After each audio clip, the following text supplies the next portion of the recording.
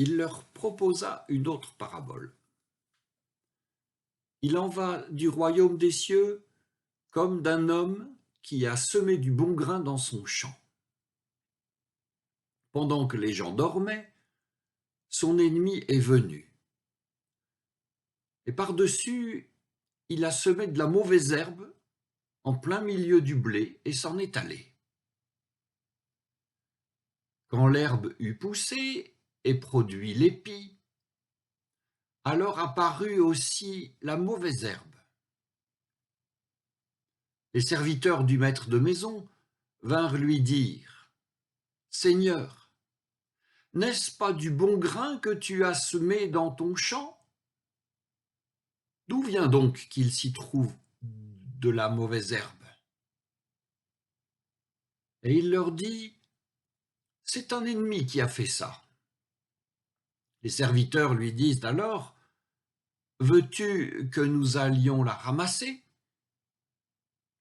« Non, dit le maître, de peur qu'en ramassant la mauvaise herbe, vous ne déraciniez le blé avec elle. Laissez l'un et l'autre croître ensemble jusqu'à la moisson, et au temps de la moisson, je dirai au moissonneur : ramassez d'abord la mauvaise herbe, liez-la en bottes pour la brûler. Quant au blé, recueillez-le dans mon grenier. » Il leur proposa une autre parabole. Le royaume des cieux est comparable à un grain de moutarde qu'un homme prend et sème dans son champ. C'est bien la plus petite de toutes les semences. Mais quand elle a poussé, elle est la plus grande des plantes potagères. Elle devient un arbre, si bien que les oiseaux du ciel viennent faire leur nid dans ses branches.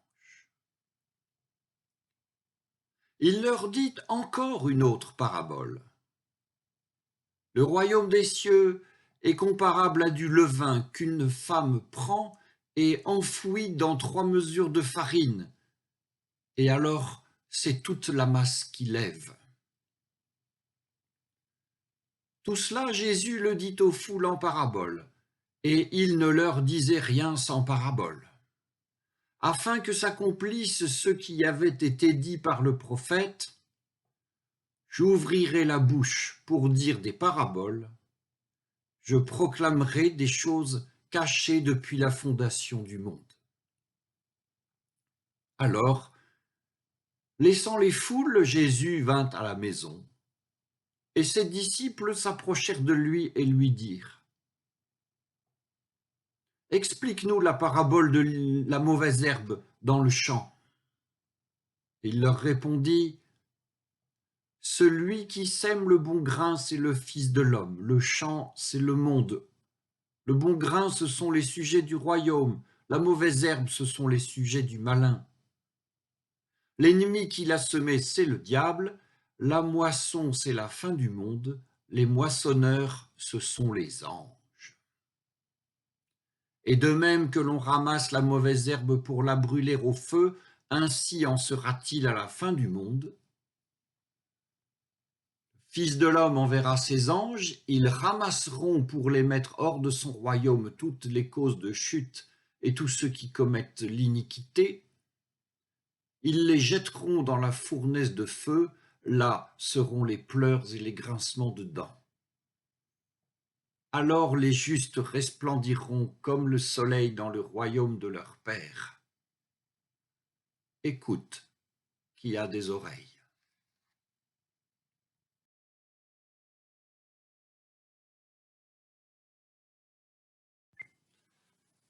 Nous avons la semaine dernière médité sur la parabole du semeur et sur sa soi-disant explication.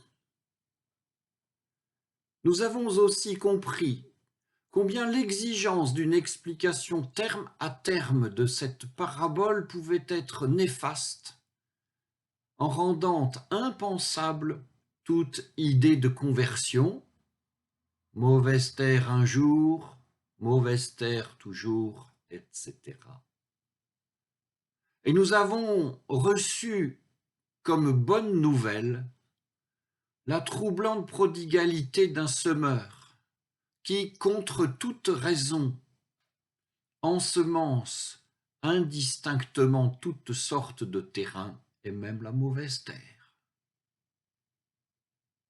Semeur prodigue de la parole, Jésus poursuit son enseignement. Parabole de la mauvaise herbe, parabole de la graine de moutarde et parabole du levain. Et en plus de ces trois paraboles, nous avons une fois encore une soi-disant explication, plus encore un petit enseignement de Matthieu en 2 versets que nous répétons. Tout cela, Jésus le dit aux foules en parabole, et il ne leur disait rien sans parabole, afin que s'accomplisse ce qui avait été dit par le prophète. J'ouvrirai la bouche pour dire des paraboles, je proclamerai des choses cachées depuis la fondation du monde. Des choses cachées depuis la fondation du monde. Quelle chose est cachée par qui? Cachée pourquoi? Cachée comment?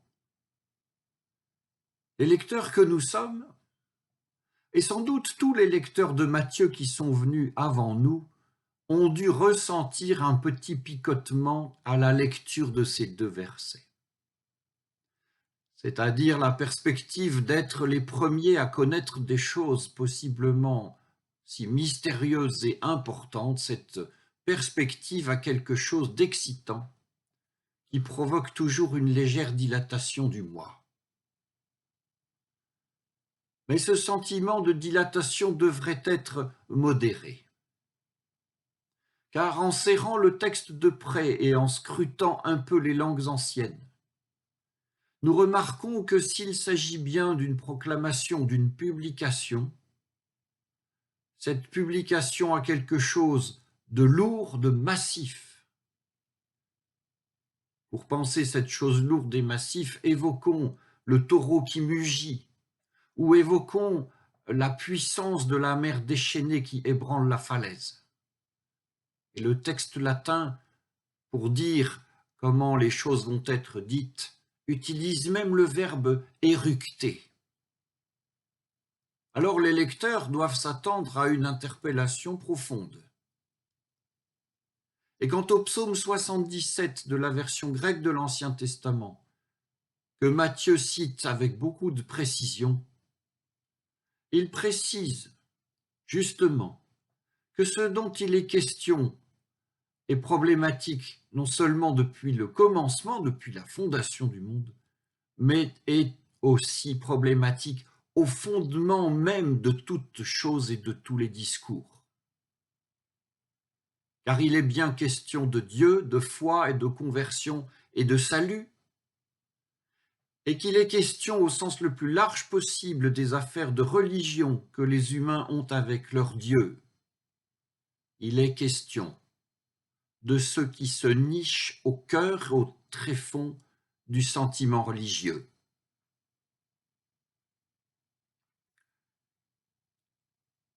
Ainsi, dans le fragment que nous méditons aujourd'hui, il y a 3 paraboles: la mauvaise herbe, la graine de moutarde et le levain. Et une fois ces 3 paraboles publiquement prononcées, Jésus et ses disciples se retrouvent en privé, et les disciples demandent à Jésus des explications, ou plus précisément, ils veulent que tout soit bien clair, ils demandent des éclaircissements. Or, et c'est bien étonnant, leur demande d'éclaircissement ne concerne qu'une des 3 paraboles, la première. C'est une parabole qui inquiète que cette première parabole, celle de la mauvaise herbe. Autant l'on se réjouit de ce que la plus petite des semences devienne un arbre dans lequel les oiseaux font leur nid, autant l'on se réjouit de ce qu'un peu de levain fasse lever toute la pâte, autant on s'inquiète, et même sans doute bien plus, lorsqu'il s'agit de moisson, de tri et de feu. Bonne ou mauvaise graine? Bonne ou mauvaise herbe? Qui est qui? Et ces questions sont posées au détriment d'une simple compréhension de la parabole. C'est-à-dire, tout comme le semeur était sorti pour semer, un point c'est tout, le royaume des cieux est comparable à un homme qui a ensemencé son champ et attend seulement la récolte. Point, c'est tout. Et le reste de la parabole, et ce que Jésus y ajoute sur la demande des disciples, agira comme un révélateur de ce qu'il y a dans le tréfonds du sentiment religieux.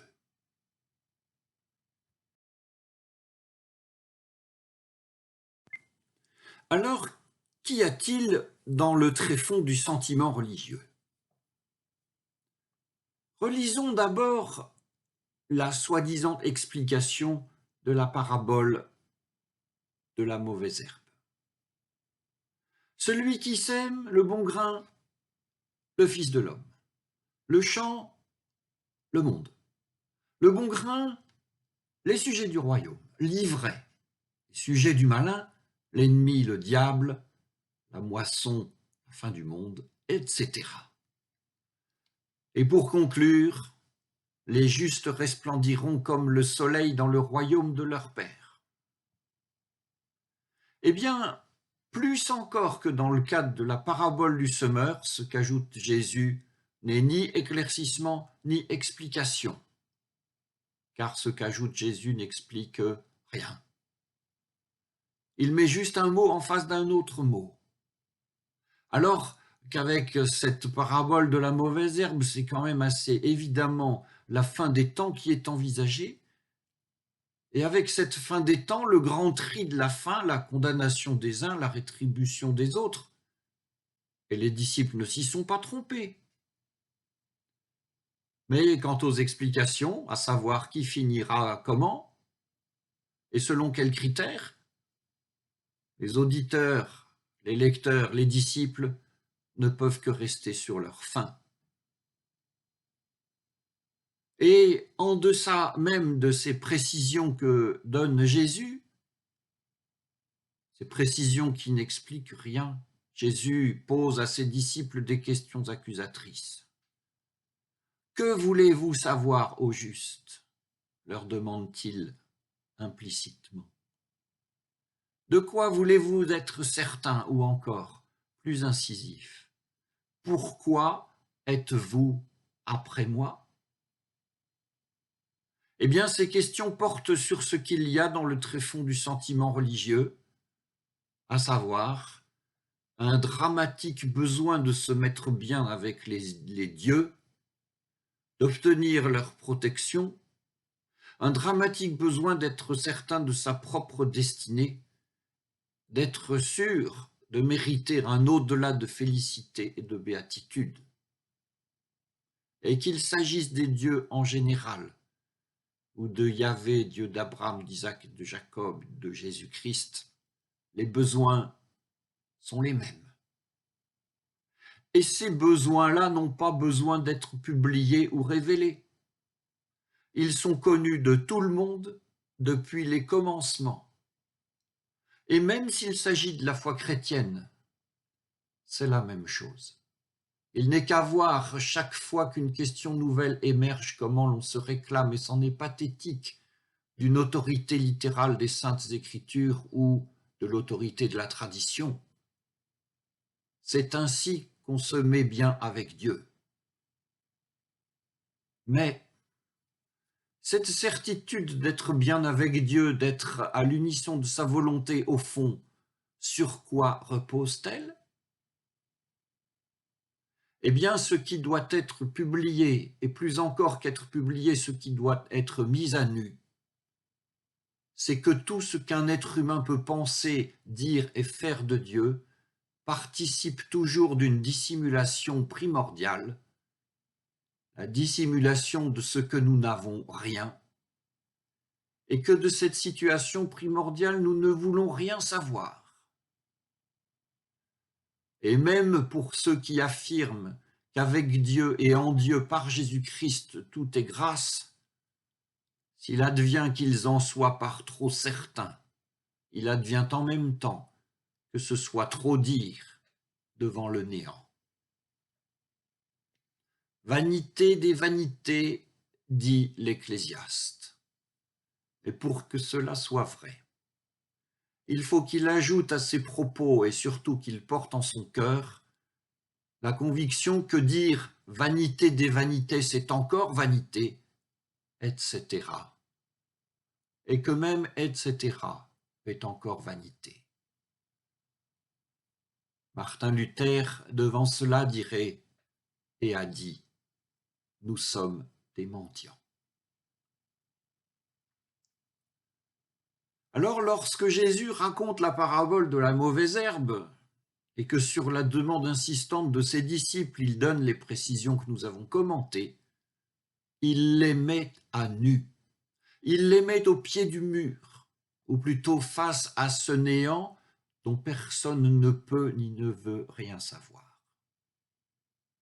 Et nous pouvons imaginer que les disciples ont été un peu commotionnés par ce qu'ils ont écouté cette fois-là. Pourtant, quelque chose de plein d'espérance peut se dessiner.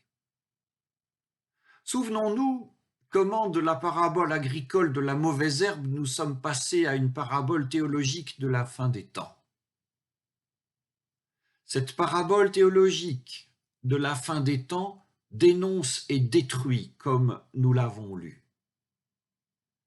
Mais une fois que la dénonciation et la destruction ont eu lieu, qu'est-ce qui pourrait empêcher le lecteur, le disciple, qu'est-ce qui pourrait nous empêcher de parcourir encore un autre chemin? Eh bien, de la parabole théologique de la fin des temps, nous pouvons revenir à la parabole agricole de la mauvaise herbe et nous dire que cette parabole ne fonctionne pas qu'une fois, et tant pis pour ceux qui auraient laissé passer l'occasion. Cette parabole se rejoue chaque fois qu'une nouvelle saison commence. Oui, la parabole de la mauvaise herbe est une parabole saisonnière, tout comme la parabole du semeur d'ailleurs était une parabole saisonnière. Des semailles et des récoltes auront lieu l'année prochaine encore. La nature a ses saisons. Et tout comme nous pouvons parler des saisons de la nature, nous pouvons aussi parler des saisons de la grâce. La grâce a ses saisons que les saisons ignorent. Parlons donc des saisons de la grâce.